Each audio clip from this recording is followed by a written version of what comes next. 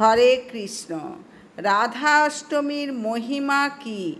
কোটি কোটি জন্মের পাপ নষ্ট হয়। একটি মাত্র রাধা অষ্টমী করলে 1,00,000 একাদশীর ফল লাভ হয়। পর্বত পরিমাণ সোনা দান করলে যে ফল লাভ হয়, একটি মাত্র রাধাষ্টমী করলে সেই ফল পাওয়া যায়। 1000 কন্যা দান করলে যে ফল হয়, রাধাষ্টমী ব্রত পালন করলে সেই ফল পাওয়া যায়। সমস্ত তীর্থ স্নানের ফল লাভ হয়। মাতৃকুল ও পিতৃকুল উদ্ধার পায়। অবশেষে বৈকুণ্ঠে বাস করতে পারা যায়। হরে কৃষ্ণ। তাই সকলে আপনারা রাধাষ্টমী পালন করুন। 31শে আগস্ট, 14ই ভাদ্র রবিবার রাধাষ্টমী ব্রত, দুপুর পর্যন্ত উপবাস।